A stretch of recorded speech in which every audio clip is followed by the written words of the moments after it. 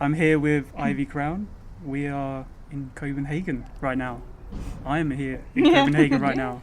Thanks for inviting me. I kind of invited myself, really, if I'm honest.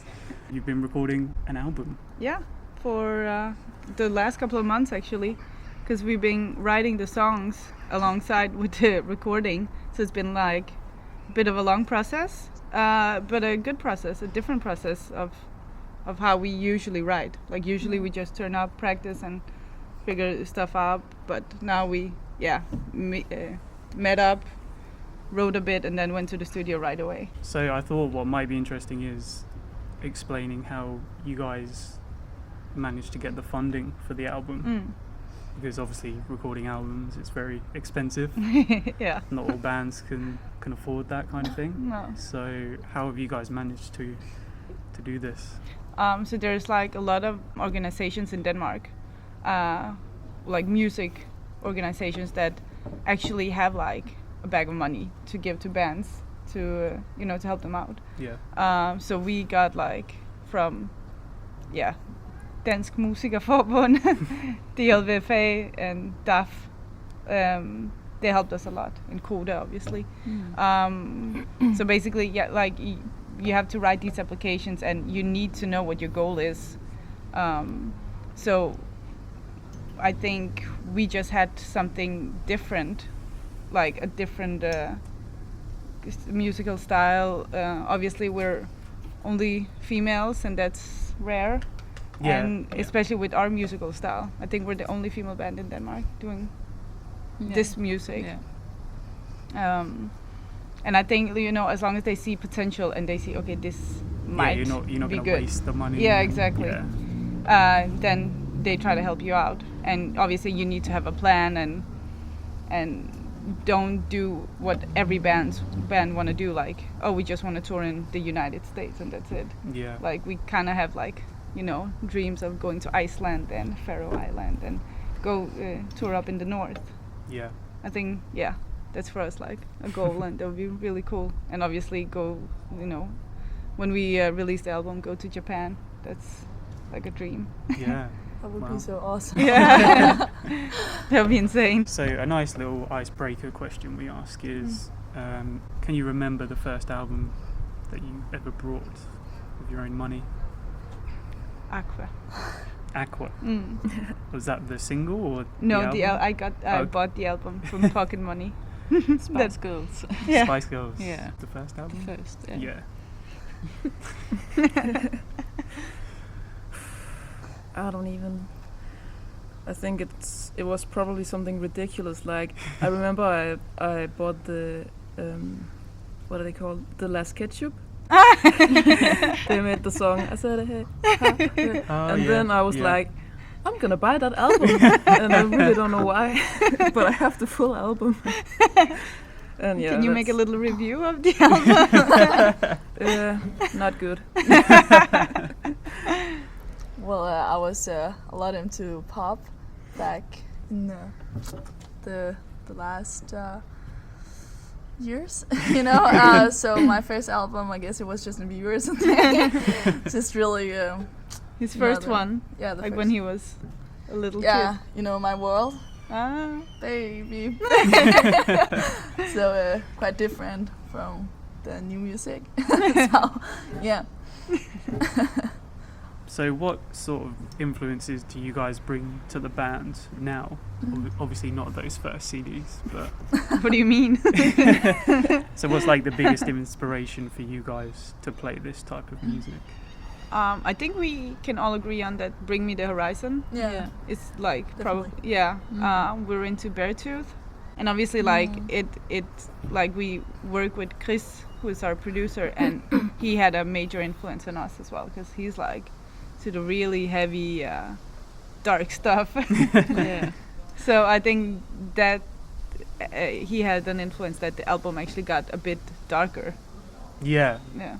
Yeah, because you've actually featured a lot of kind of local-ish artists to Copenhagen and the local scene, really. Yeah. I mean, we have like 3 amazing features, and I think we are like huge fan of them, even though they're yeah, I don't see them as local. Like we idolize them. Well, we have Jesper, who sings in Ghost Iris.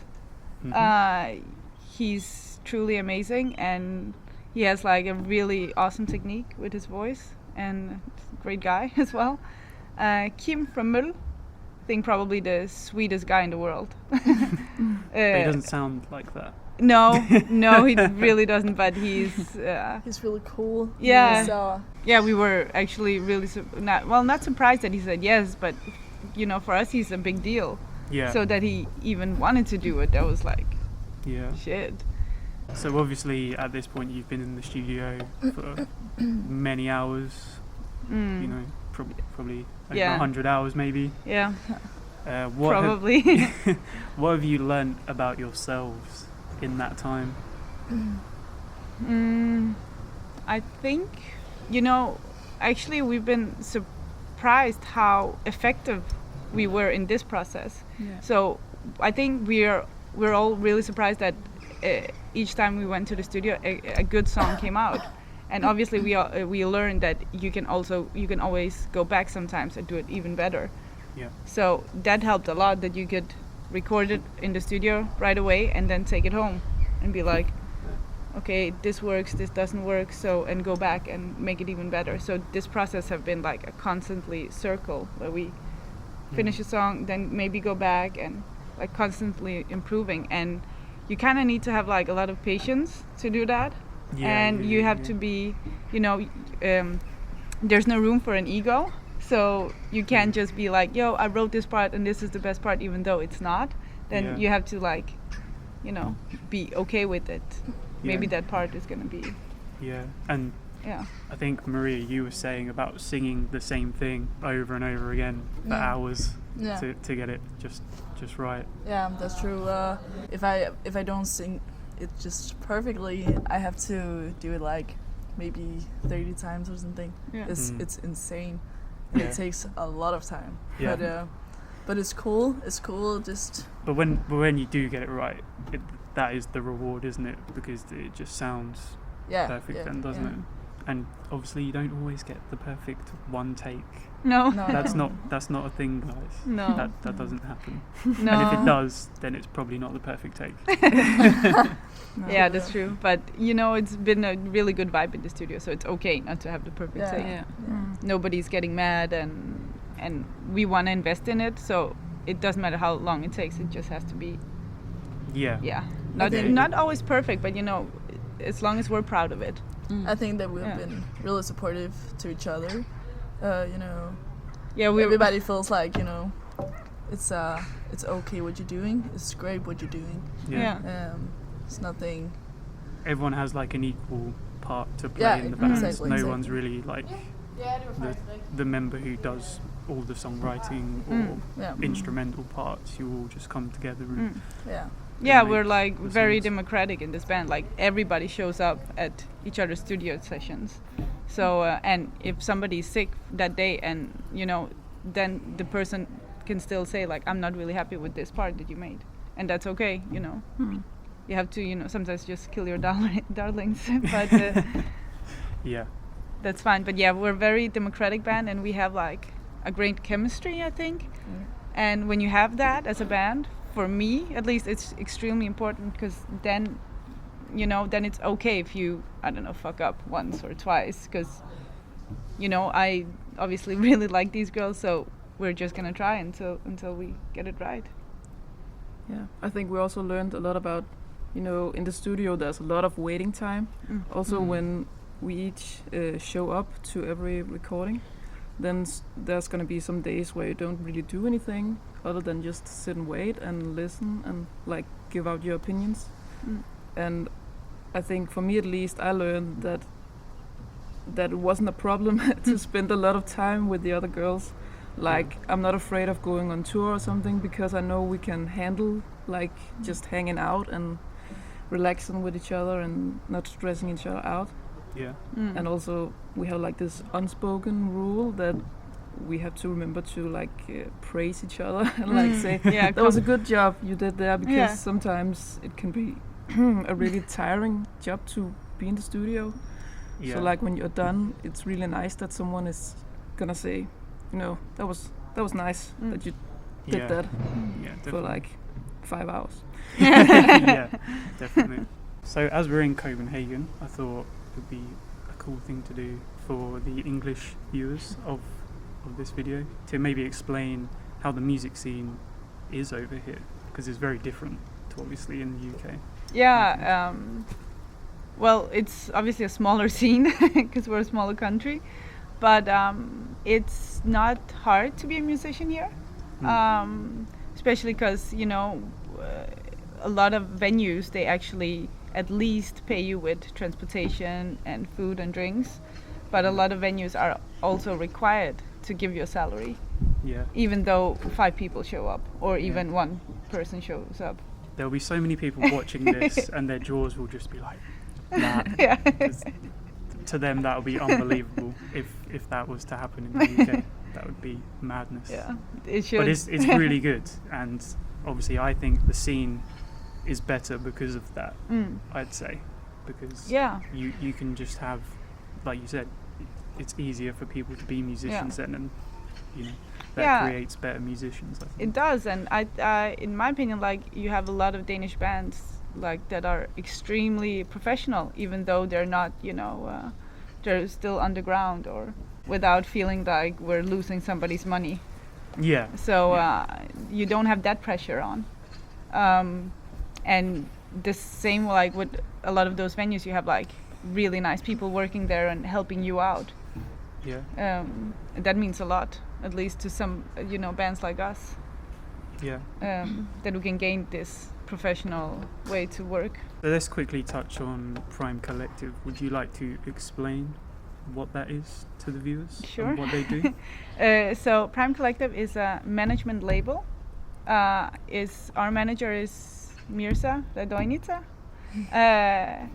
And I think there's like 12 bands, around 12 bands on his roster, and the whole idea behind Prime Collective is that we're obviously working we're all working together, like as a collective. Yeah. If somebody has some skills, we use each other. Like Chris plays in Cabal, which is also part of Prime Collective, but he's a producer, so a lot of the bands use him as a producer. And same with Niklas Sonne from Defecto, he's also a producer and has a studio, so we kind of use each other to record, and if somebody can do great photos, we use that, or and you're all under one banner. Exactly. So, you're all succeeding together and working together to succeed, rather than, one band out for themselves. Yeah, there's no like competition between the bands. Like obviously we are trying to like all lift each other. Yeah. Which I think means a great deal, that you always kind of like have a lot of bands backing you up. Yeah. And you don't see each other as competitors because we all play so different type of music, so it's just cool to show up. And Mirza is really good at making these events. Like he has Prime Time on this electronic musical festival in Copenhagen, and all the other bands show up and watch each other play, and he has Prime is Coming, where he takes 10 of the Prime bands in Denmark to play, and again, like you always have like at least 50 people showing up at your shows. Yeah, I'm so jealous of the scene over here. It's just, if that could just start happening in the UK, like it would be huge. Yeah, but Mirza's actually, I think he was inspired by the hip hop world, because they do that a lot. And I think the old school New York hardcore scene, they did it a lot, and probably still do it. So it just creates better vibes, better musicians, better bands. Yeah, and then you have a tight-knit community of people just supporting each other and supporting music in general. Definitely, yeah, it means a lot. Yeah, and obviously you showed me a rock club last night, and that was just proof that the system works. Yeah. And that place was packed out. But it's like this place, High Voltage. It's been closed for 6 months, maybe. Yeah. And now they finally reopened, and I don't think we really went out for 6 months. You just waited. Yeah. We kind of did, or even 8 months. No, 7 months. Doesn't matter. Too long. A long time. So yesterday we were like, let's go. Yeah. Let's get And on you it. made up for it. Yeah. Oh. So now we're going to talk about the tracks that are going to feature on the album. Run. Mm-hmm. It's a song about running away from being the broken in a example, a relationship, or just your life being in a bad time, and then just run away from that part and run forward. Sorry. Just rising from the bad time of your life. And the song was featured by Chris Kreutzfeldt, Yeah, who our is also producer. our producer. Yeah. So Yeah. that's gonna be so cool. Yeah, but I think the main theme in this whole album is basically like that you know how you pull yourself up, like because obviously you're gonna get it's difficult in life and you're gonna get a lot of Yeah. yeah, And you're gonna be obviously- beat down and Yeah, because the band has kind of had slight setbacks, with it's not been as smooth as you probably planned it. no, definitely But not. now you are back on track. Yeah. And yeah, I think the songs on this album probably really represent that. And you're just putting everything into these songs now. Yeah, definitely. And both from the band side and from Maria as well, I think we all have experienced this, what she's actually writing about, so we can all relate to it. And actually sometimes when she did record the vocals, you can be a bit like moved by it because you can really hear in her voice like, I've tried this and this is hard, and like sometimes your voice is about to like crack a bit because you really feel it. And we were just sitting and listening and like getting all a bit teary in our eyes. Yeah. Just gonna cry in the studio. Yeah. Yeah. But that's quite amazing that you can like get that feeling. Yeah, from just I think the that's when you recording. know you're doing something Yeah, right. exactly. And yeah, so do you want to talk about some of the other tracks? Maybe let's talk about your favorites. Mm. So maybe Each go through. ocean. Yeah. I don't want to start. Oh, Hvad no. hedder sang 6? That's what you do. Yeah, That's What You Do is my favorite. It's nice and I think there are a lot of feelings in this song. Any like special instrumentals or featurings in that one? Or? My boyfriend sings in this song. Is that why it's your favorite? No. Yeah, That's the one who featuring Jesper from Jesper from Ghost Eyes. Yeah. Yeah. It's also my favorite. I just remember we were listening to it in the studio when we were like at the end of the day when Maria recorded her vocals, and I was just really moved. I was like, I didn't want to cry because it's embarrassing, but like I was tearing up, and I was like, because I just think you can really hear the emotion in her voice. Yeah. And then now with the part that Jesper is featuring on, just adds, even more emotions to it, and I just think it's really a great song. With that song, I really like, when Jesper, he makes another thing, because the song, in the start, I was feeling like it's a bit cheesy song, 'cause it's kind of a love song, I miss him, I want him back, It just feels like when Jesper, he get his part to sing, growl, scream. Yeah. It's just get a bit aggressive, but still, the,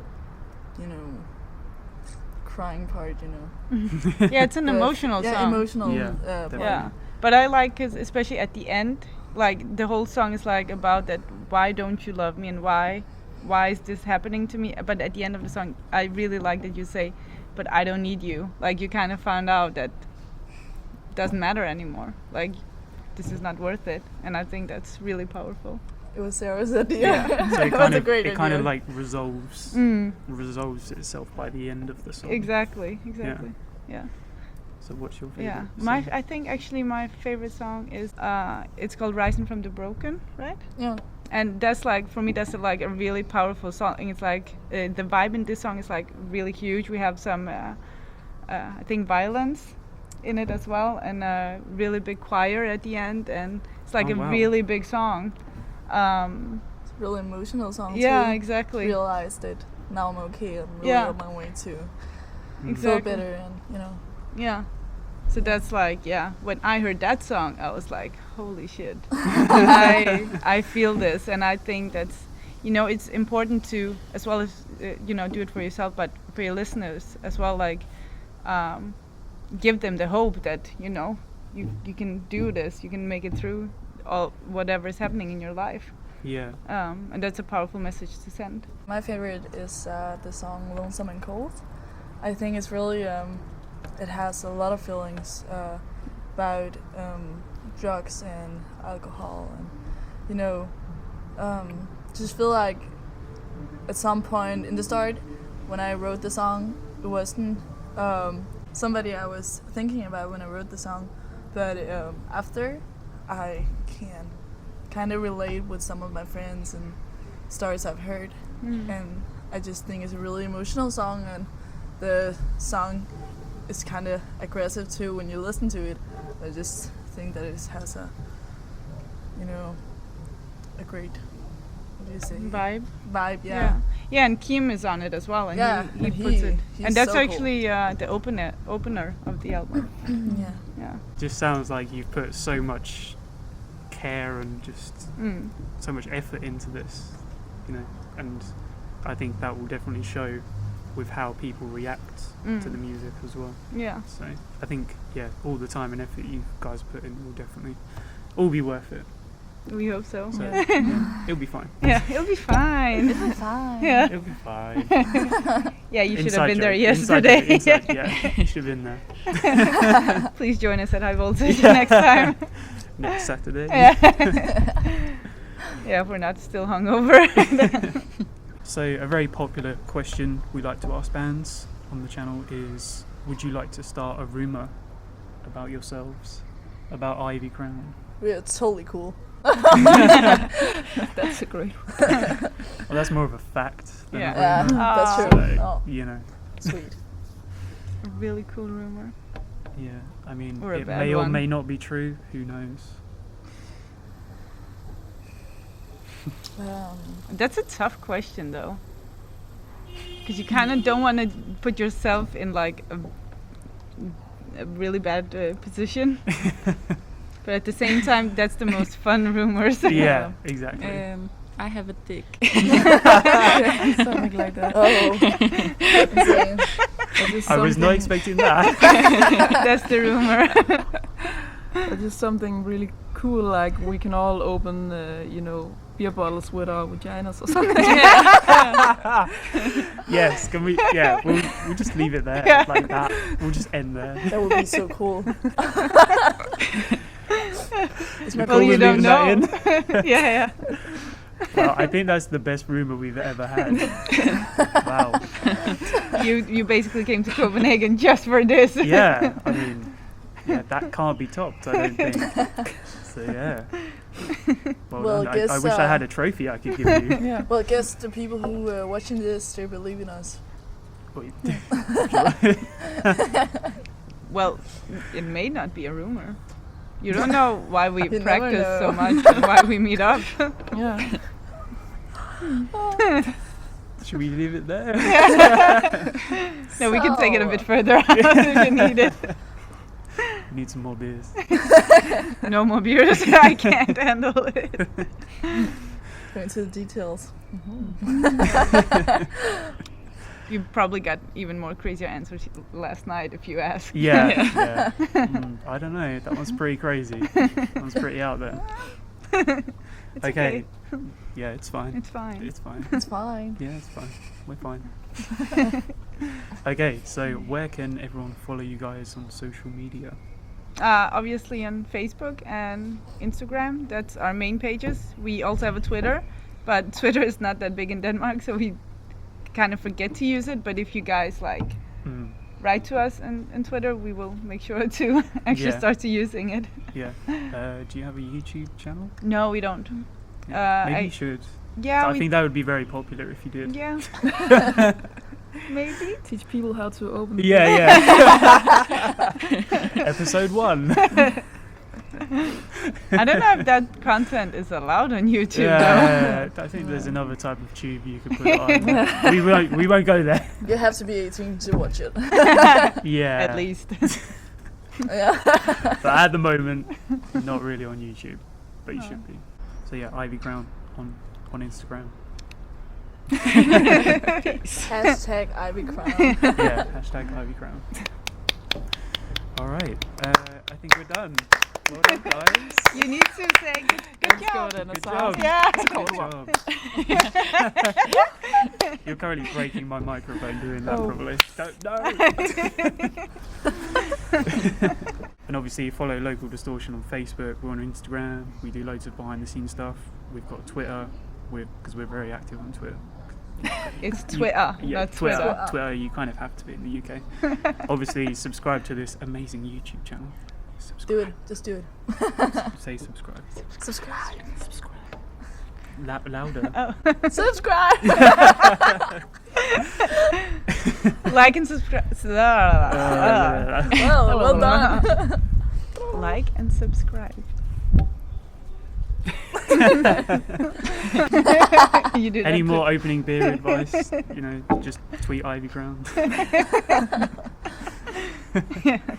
Well, Natasha can actually open beers with her teeth. Oh, my dick. Episode 2 on Ivy Crown's YouTube channel. Wow. Thank you, guys. Thank you. Thank you. We can go home now. Yes. Thank you. Bye. See ya. Bye.